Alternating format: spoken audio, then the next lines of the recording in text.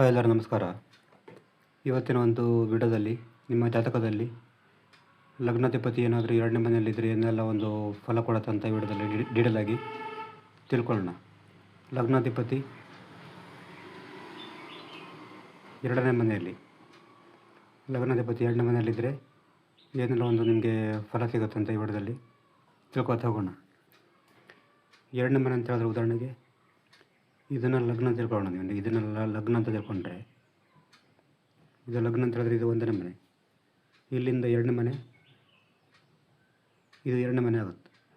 ಎರಡನೇ ಮನೆ ಅಂತ ಹೇಳಿದ್ರೆ ಧನ ಭಾವ, ಕುಟುಂಬ ಭಾವ ಅಂತ ಹೇಳ್ತಾರೆ. ಅದು ಉದಾಹರಣೆಗೆ ಇದು ಲಗ್ನ ಅಂತ ತಿಳ್ಕೊಂಡ್ರೆ ಇದು ಎರಡನೇ ಮನೆ, ಇದು ಎರಡನೇ ಮನೆ ಆಗುತ್ತೆ. ಇಲ್ಲಿ ಲಗ್ನಾಧಿಪತಿ ಎರಡನೇ ಮನೆಯಲ್ಲಿ ಅಂತ ಹೇಳಿದ್ರೆ ಉದಾಹರಣೆಗೆ ಇದು ಲಗ್ನ ಆದಾಗ ಇದರ ಅಧಿಪತಿ ಯಾರಾಗ್ತಾರೆ? ಮಂಗಳ ಆಗ್ತಾರೆ. ಮಂಗಳ ಇಲ್ಲಿ ಬರಬೇಕು ಎರಡನೇ ಮನೆಗೆ. ಉದಾಹರಣೆಗೆ ಇದು ಲಗ್ನ ಆದಾಗ ಇಲ್ಲಿ ಎರಡು ಮನೆ ಅಧಿಪತಿ ಯಾರಾಗ್ತಾರೆ? ಮಂಗಳ. ಲಗ್ನಾಧಿಪತಿ ಯಾರಾಗ್ತಾರೆ? ಇಲ್ಲಿ ಶುಕ್ರ ಇಲ್ಲಿ ಬರಬೇಕು ಎರಡನೇ ಮನೆಗೆ.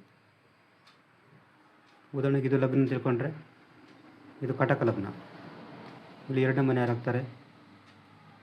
ಸಿಂಹ. ಇಲ್ಲಿ ಲಗ್ನಾಧಿಪತಿ ಚಂದ್ರ ಇಲ್ಲಿ ಬರಬೇಕು. ಈ ಥರ ಲಗ್ನಾಧಿಪತಿ ಎರಡನೇ ಮನೆಗೆ ಬಂದಾಗ ಏನೆಲ್ಲ ಒಂದು ಫಲ ಕೊಡ್ತಾ ಅಂತ ನೋಡೋಣ.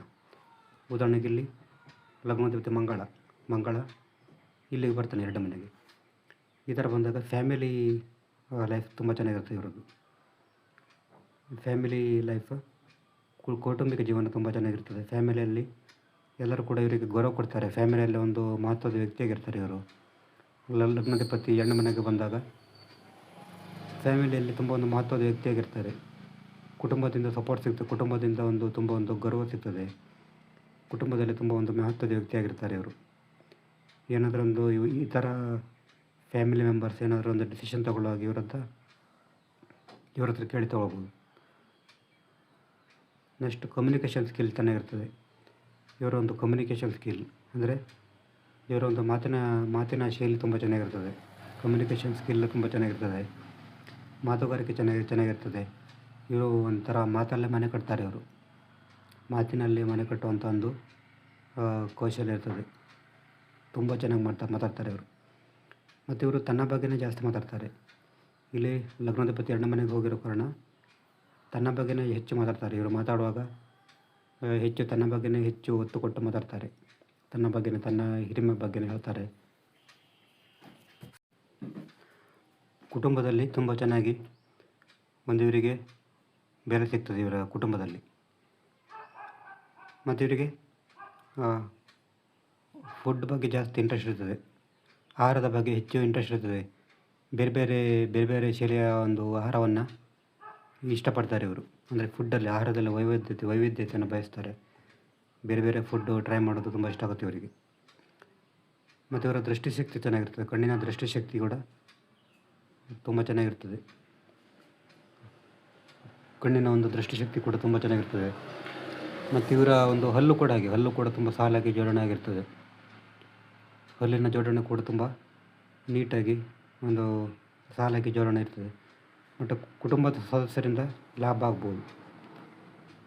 ಇಲ್ಲಿ ಲಗ್ನಾಧಿಪತಿ ಎರಡನೇ ಮನೆಗೆ ಹೋದ ಕಾರಣ ಕುಟುಂಬದ ಸದಸ್ಯರ ಕಡೆಯಿಂದ ಹಣ ಲಾಭ ಆಗುವಂಥ ಚಾನ್ಸ್ ಇರ್ತದೆ. ಧನ ಲಾಭ ಆಗುವಂಥ ಚಾನ್ಸ್ ಹೆಚ್ಚಾಗಿರ್ತದೆ.